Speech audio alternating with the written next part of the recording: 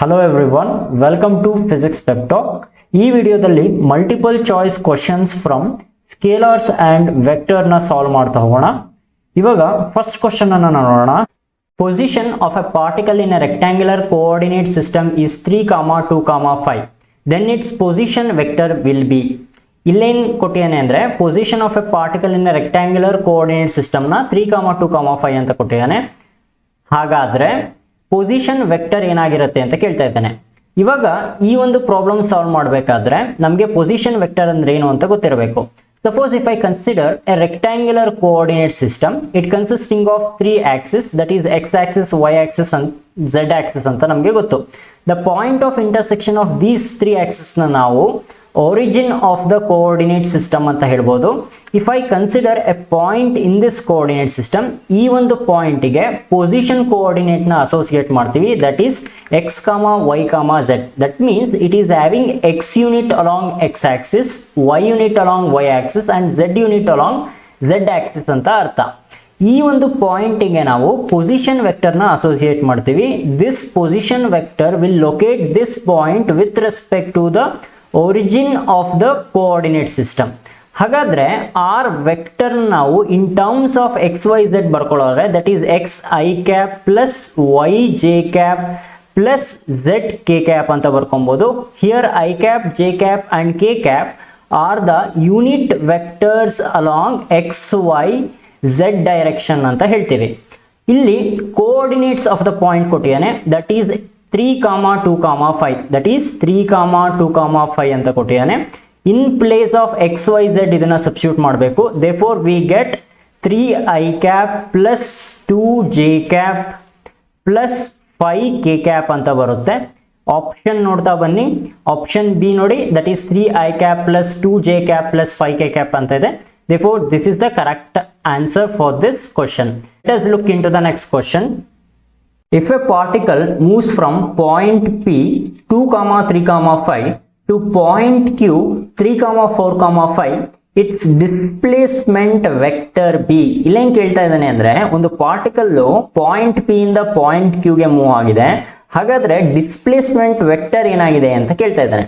ಹಿಂದಿನ ಪ್ರಾಬ್ಲಮ್ ಅಲ್ಲಿ solve ಮಾಡೋದಂತಹ concept ನ ಸ್ವಲ್ಪ ಎಕ್ಸ್ಟೆಂಡ್ ಮಾಡಿ ನಾವು ಈ ಪ್ರಾಬ್ಲಮ್ ಅನ್ನ ಸಾಲ್ವ್ ಮಾಡಬಹುದು. ಇವಾಗ ಒಂದು ಪಾಯಿಂಟ್ ನ ತಗೊಂತೀನಿ. ಈ ಪಾಯಿಂಟ್ ನಾನು ಇನಿಷಿಯಲ್ ಪಾಯಿಂಟ್ ಅಂತ ತಗೊಂತೀನಿ, that is having the coordinate 2, 3, 5. ಹಾಗೆ ಇನ್ನೊಂದು ಪಾಯಿಂಟ್ ತಗೊಂತೀನಿ, that point corresponding to Q ಅಂತ ತಗೊಂತೀನಿ, ಅದನ್ನ ಫೈನಲ್ ಪಾಯಿಂಟ್ ಅಂತ ನಾವು ಹೇಳ್ಬೋದು, ದಟ್ ಈಸ್ 3, 4, 5 ಅಂತ ಇದೆ. ಇವಾಗ ಹಿಂದಿನ ಪ್ರಾಬ್ಲಮ್ ಹೇಳ್ದಂಗೆ with respect to the origin I can associate position vector for P and Q. ಇವಾಗ ನಾನು ಇನಿಷಿಯಲ್ ಪೊಸಿಷನ್ ವೆಕ್ಟರ್ R1 ಅನ್ನ ಪಾಯಿಂಟ್ P ಗೆ ಅಸೋಸಿಯೇಟ್ ಮಾಡ್ತೀನಿ, ಹಾಗೆ ಫೈನಲ್ ಪೊಸಿಷನ್ ವೆಕ್ಟರ್ನ ನಾನು ಪಾಯಿಂಟ್ Q ಗೆ ಅಸೋಸಿಯೇಟ್ ಮಾಡ್ತೀನಿ. R1 ಅಂದ್ರೇನು, that is initial position vector, R2 is final position vector. ಇವಾಗ ನಾವೇನ್ ಕಂಡುಹಿಡಬೇಕು, ಡಿಸ್ಪ್ಲೇಸ್ಮೆಂಟ್ ವೆಕ್ಟರ್ ನ ಕಂಡುಹಿಡಬೇಕು. We know that P Q ಏನಿದೆ, that is a vector representing the displacement. ಅದನ್ನ ನಾನು ಡೆಲ್ಟಾ ಆರ್ ವೆಕ್ಟರ್ ಅಂತ ತಗೊಂತೀನಿ. ಇವಾಗ ಡೆಲ್ಟಾ ಆರ್ ವೆಕ್ಟರ್ ಬರೀಬೇಕು ಅಂದ್ರೆ that is final position minus initial position ಅಂತ ಗೊತ್ತಿದೆ ನಿಮ್ಗೆ. In terms of position vector ಹೇಳಬೇಕಾದ್ರೆ final position vector minus initial position vector ಅಂತ ನೀವು ಕನ್ಸಿಡರ್ ಮಾಡ್ಕೊಬೇಕು. ಇವಾಗ ಈ ಪಾಯಿಂಟ್ಗೆ ಮತ್ತೆ ಈ ಪಾಯಿಂಟ್ಗೆ ಪೊಸಿಷನ್ಸ್ ವೆಕ್ಟರ್ ಬರ್ಕೊಳ್ಳಿ. ಹಿಂದಿನ ಪ್ರಾಬ್ಲಮ್ ಅಲ್ಲಿ ಹೇಗೆ ಬರ್ದಿದ್ದು ಆ ತರನೇ, ದಟ್ ಈಸ್ 2, 3, 5 ಗೆ ಪೊಸಿಷನ್ ವೆಕ್ಟರ್ ಏನಾಗಿರುತ್ತೆ, 2i cap plus 3j cap plus 5k cap ಅಂತ ಬರುತ್ತೆ.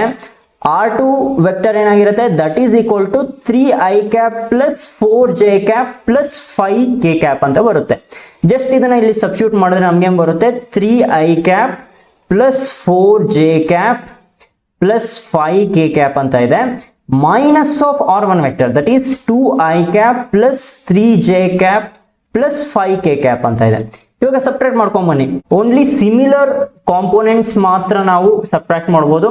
ಅದರಿಂದ ನಾನೇನ್ ಬರ್ಕೊಂತೀನಿ, 3 minus 2i cap plus 4 minus 3j cap plus 5 minus 5k cap ಅಂತ ಬರ್ಕೊಬಹುದು.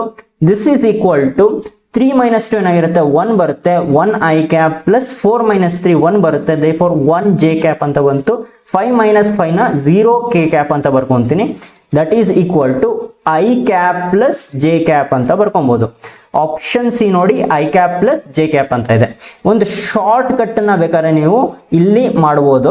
ಶಾರ್ಟ್ ಕಟ್ ಅಂದ್ರೆ ಏನು ಇಲ್ಲ. ಇವಾಗ delta R vector is equal to R2 vector minus R1 vector ಅಂತ ಗೊತ್ತಿರುತ್ತೆ.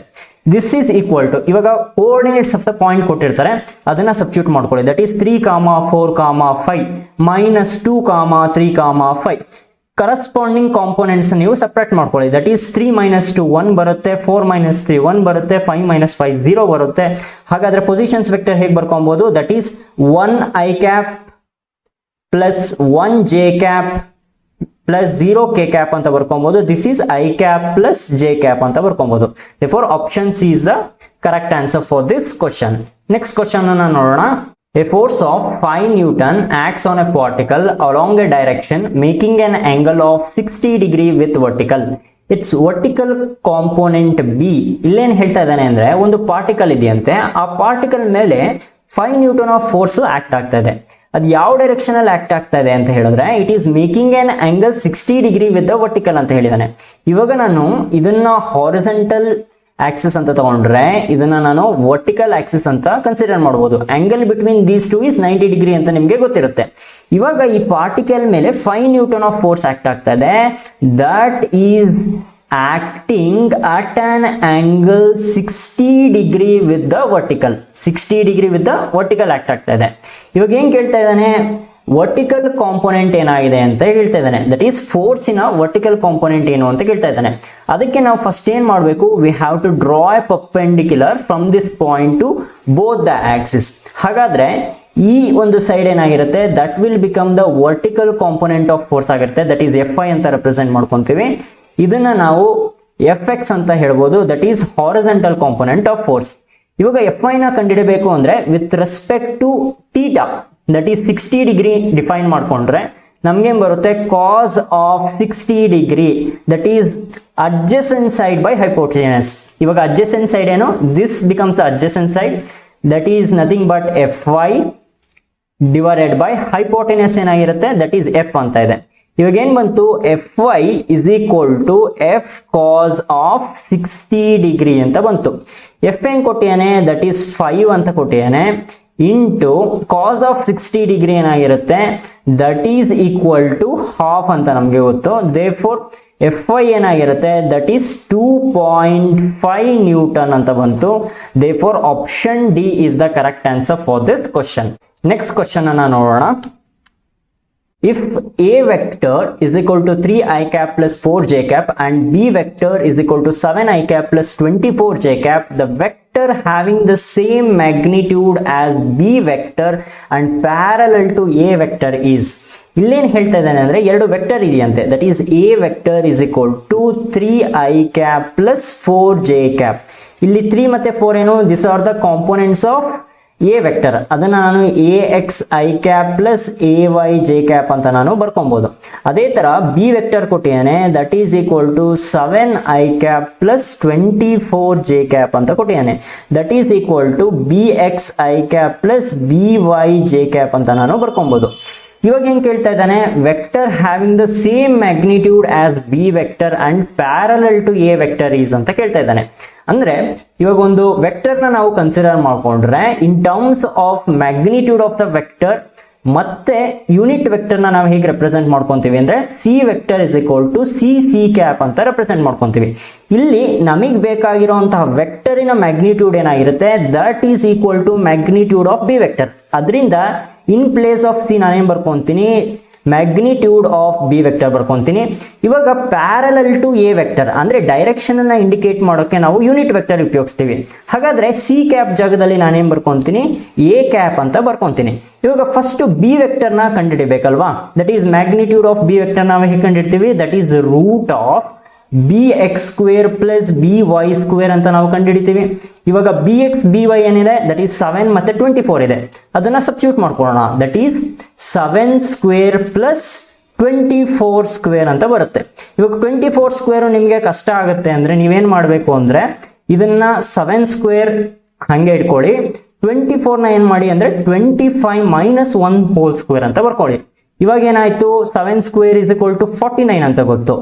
ಇವಾಗ a minus B whole square formula apply ಮಾಡಿ, that is 25 square plus 1 square minus 2 into 25 into 1 ಅಂತ ಬಂತು. ಇವಾಗ ಏನಾಯ್ತು, that is root of 49, 25 square ನಿಮ್ಗೆ ಗೊತ್ತಿರುತ್ತೆ, ದಟ್ ಈಸ್ 625 ಅಂತ, ಪ್ಲಸ್ 1 ಮೈನಸ್ 25 ಇಂಟು 2 ಏನಾಗಿರುತ್ತೆ, ದಟ್ ಈಸ್ 50. ಇಲ್ಲಿ ನೋಡಿ 49 ಪ್ಲಸ್ 1 ಇದೆ, that is root of 50 plus 625 minus 50 ಅಂತ ಇದೆ. ಮೈನಸ್ 50 ಪ್ಲಸ್ 50 ಕ್ಯಾನ್ಸಲ್ ಆಗುತ್ತೆ, ನಮ್ಗೇನ್ ಬಂತು, ರೂಟ್ ಆಫ್ 625 ಬಂತು. ದಿಸ್ ಈಸ್ ಈಕ್ವಲ್ ಟು 25 ಅಂತ ಬಂತು. ಮ್ಯಾಗ್ನಿಟ್ಯೂಡ್ ಆಫ್ ಬಿ ವೆಕ್ಟರ್ ಏನ್ ಬಂತು, 25 ಅಂತ ಬಂತು. ಇವಾಗ ಎ ಕ್ಯಾಪ್ ಅನ್ನ ಕಂಡುಹಿಡ್ಕೊಬೇಕು, that is A cap is equal to A vector divided by magnitude of A vector ಅಂತ ನಿಮಗೆ ಗೊತ್ತಿರುತ್ತೆ. ಇವಾಗ ಎ ವೆಕ್ಟರ್ ಏನು, that is 3i cap plus 4j cap ಅಂತ ಇದೆ. ಮ್ಯಾಗ್ನಿಟ್ಯೂಡ್ ಕಂಡುಹಿಡಿದ್ರೆ ನಿಮಗೆ root of ax square plus ay square, that is 3 square plus 4 square. 3 square is 9, 4 square is 16, root of 25 ಬರುತ್ತೆ. therefore 3i cap plus 4j cap divided by 5 ಅಂತ ಬಂತು. ಇದನ್ನ ಇವಾಗ substitute ಮಾಡ್ಕೊಳ್ಳೋಣ. ಮ್ಯಾಗ್ನಿಟ್ಯೂಡ್ ಆಫ್ ಬಿ ವೆಕ್ಟರ್ ಏನಾಗಿದೆ, that is 25 ಇದೆ. A cap ಏನಿದೆ, that is 3i cap plus 4j cap divided by 5 ಅಂತ ಬಂದಿದೆ. This turns out to be 5 1s 5 5s 5 3s ಏನಾಯ್ತು 15i ಕ್ಯಾಪ್ ಪ್ಲಸ್ 5 4s 20 ಆಯ್ತು 20j ಕ್ಯಾಪ್ ಅಂತ ಬಂತು. therefore ನಮಗೆ ಬೇಕಾಗಿರುವಂತಹ ವೆಕ್ಟರ್ ಏನಾಯ್ತು, that is C vector is equal to 15i cap plus 20j cap ಅಂತ ಬಂತು. therefore option D is the correct answer for this question. Next question ಅನ್ನ ನೋಡೋಣ. If A vector is equal to 2i cap plus 4j cap minus 5k cap, the directions of cosines of the vector A are. ಇಲ್ಲಿ ಏನ್ ಕೇಳ್ತಾ ಇದ್ದಾನೆ ಅಂದ್ರೆ, ಒಂದು vector ಇದೆಯಂತೆ, that is 2i cap plus 4j cap minus 5k cap ಅಂತ. ಇದನ್ನ ನಾನು ಹೇಗೆ ಬರ್ಕೊಬಹುದು, axi cap plus ayj cap plus azk cap ಅಂತ ಬರ್ಕೊಬಹುದು. Here ax ay az are the components of A vector ಅಂತ ಹೇಳ್ಬೋದು. ಇವಾಗ ಇದರ ಡೈರೆಕ್ಷನ್ಸ್ ಕೊಸೈನ್ಸ್ ನ ಕಂಡುಹಿಡಿಯಿರಿ ಅಂತ ಕೇಳ್ತಾ ಇದ್ದಾನೆ. ಈ ಒಂದು ಪ್ರಾಬ್ಲಮ್ ನ ಸಾಲ್ವ್ ಮಾಡಬೇಕು ಅಂದ್ರೆ ನಿಮಗೆ ಡೈರೆಕ್ಷನ್ಸ್ ಕೊಸೈನ್ಸ್ ಅಂದ್ರೆ ಏನು ಅಂತ ಗೊತ್ತಿರಬೇಕು. ನಾನು ಶಾರ್ಟ್ ಆಗಿ ಹೇಳ್ತೀನಿ. If A vector makes an angle, a vector makes an angle alpha beta gamma with respect to x y z axis ಅಂತ ನಾವು ಕನ್ಸಿಡರ್ ಮಾಡ್ಕೊಂಡ್ರೆ, ಡೈರೆಕ್ಷನ್ಸ್ ಕೊಸೈನ್ಸ್ ನಾವು ಹೇಗೆ ಡಿಫೈನ್ ಮಾಡ್ತೀವಿ ಅಂದ್ರೆ, that is cos of alpha is equal to component of A vector along X axis divided by magnitude of A vector ಅಂತ define ಮಾಡ್ತೀವಿ. And cos of beta is equal to component of a vector along y axis divided by magnitude of a vector, and cos of gamma is equal to component of a vector along z axis divided by magnitude of a vector. ಈ ಮೂರನ್ನ ನಾಪ್ಕ ಇಟ್ಕೊಂಡಿರಬೇಕು. ಹಾಗೆ ಇನ್ನೊಂದು result ನಾಪ್ಕ ಇಟ್ಕೊಂಡಿರಿ, that is cos square alpha plus cos square beta plus cos square gamma ಏನಾಗಿರುತ್ತೆ, that is equal to 1. These are the things you need to remember in directions cosines. ಇವಾಗ direction cosines ನಾವು ಕಾಸ್ alpha ಕಾಸ್ beta ಕಾಸ್ gamma ಅಂತ define ಮಾಡಿರೋದ್ರಿಂದ, ಕಾಸ್ alpha ಏನಾಗಿರುತ್ತೆ, that is ax divided by a ಇದೆ. ಇವಾಗ ax ಅಂದ್ರೇನು, that is 2 ಅಂತ ಇದೆ. ಮ್ಯಾಗ್ನಿಟ್ಯೂಡ್ ನ ಕಂಡುಹಿಡಿದ್ರೆ, that is magnitude of A vector ನಾವು ಏನಂತ ಬರ್ಕೊಬಹುದು, that is root of ax square plus ay square plus az square ಅಂತ ಗೊತ್ತು. This is equal to root of 2 square plus 4 square plus minus 5 the whole square ಅಂತ ಬರುತ್ತೆ. This turns out to be root of 45 ಅಂತ ಬರುತ್ತೆ. ಹಾಗಾದ್ರೆ cos alpha ಏನಾಯ್ತು, that is ax divided by a ಇರೋದ್ರಿಂದ 2 divided by root of 45 ಅಂತ ಬಂತು. ಕಾಸ್ beta ಏನ್ ಬಂತು, that is equal to ay ಅಂದ್ರೇನು, that is 4 divided by root of 45 ಅಂತ ಬಂತು.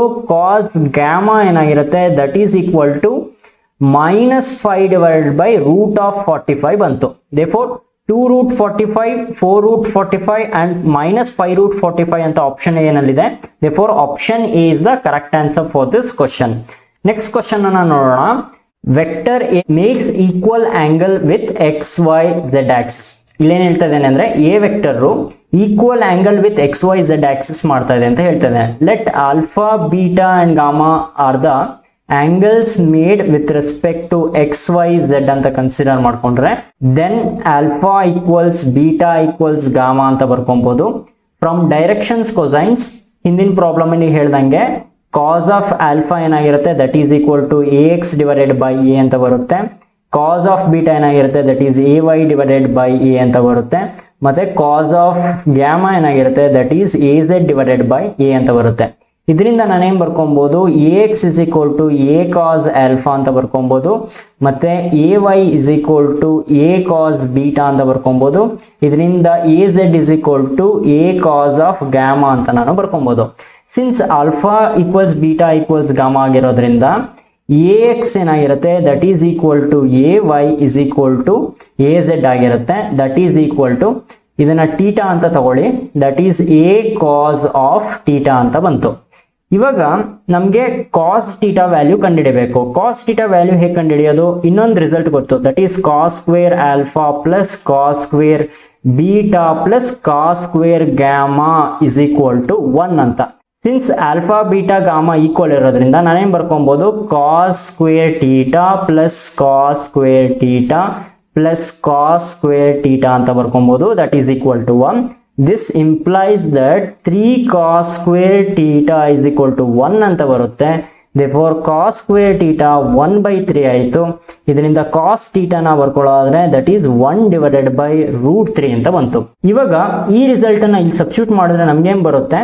components of a vector that is ax, ay, az in terms of magnitude of a ಬರುತ್ತೆ. that is ax is equal to ay is equal to az that is equal to a into cos theta ಏನಾಗಿರುತ್ತೆ 1 divided by √3 ಆಗುತ್ತೆ. therefore a divided by √3 ಅಂತ ಬಂತು.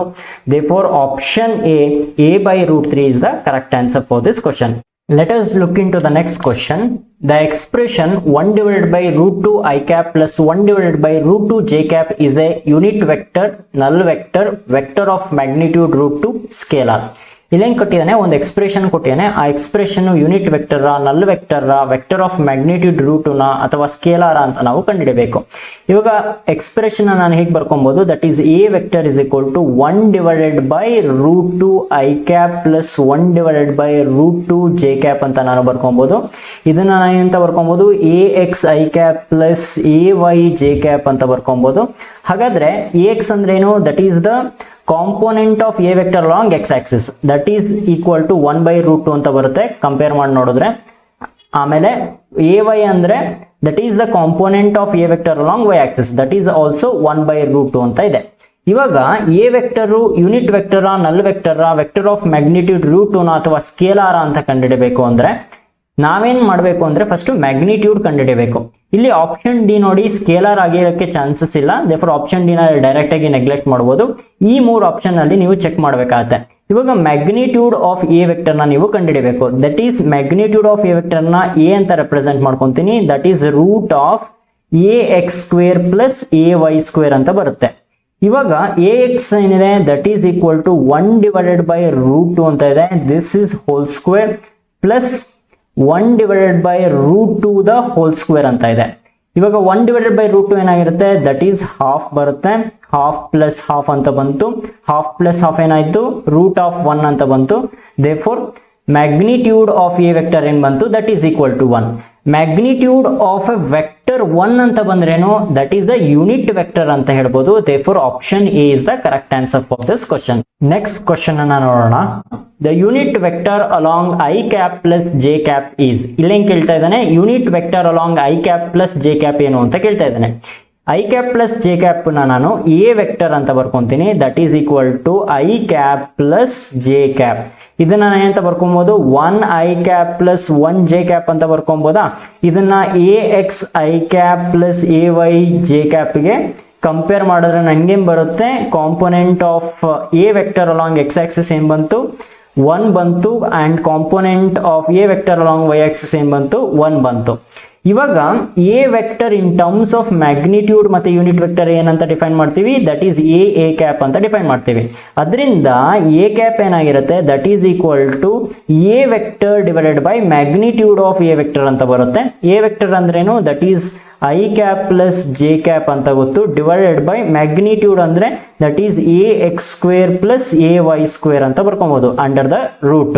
This is equal to I cap plus J cap divided by root of X ಅಂದ್ರೆ 1 ಇರುತ್ತೆ, therefore 1 square, A Y 1 ಇದೆ, therefore 1 square ಅಂತ ಬಂತು. This turns out to be I cap plus J cap divided by root of 1 square plus 1 square ಏನಾಗಿರುತ್ತೆ, 2 ಆಗಿರುತ್ತೆ. therefore this is the unit vector along I cap plus j cap. therefore option C, that is I cap plus j cap divided by root 2 is the correct answer for this question. Let us look into the next question. A vector is represented by 3i cap plus j cap plus 2k cap. Its length in xy plane is. ಇಲ್ಲಿ ಒಂದು vector ಕೊಟ್ಟಿದ್ದಾರೆ, ಅದರ length in xy plane ಏನು ಅಂತ ಕೇಳ್ತಾ ಇದ್ದಾನೆ.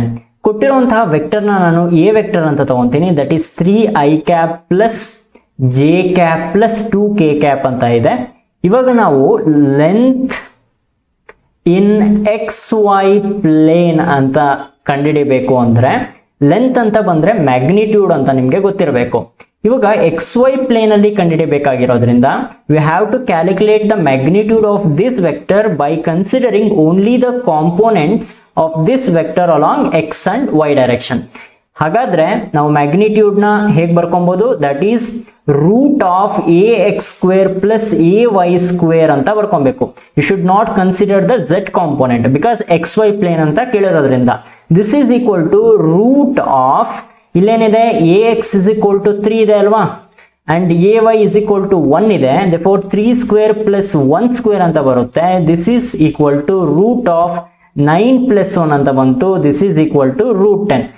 therefore length in xy plane ಏನಾಯ್ತು, that is equal to root 10 ಅಂತ ಬಂತು. therefore option C is the correct answer for this question. That's it for this video.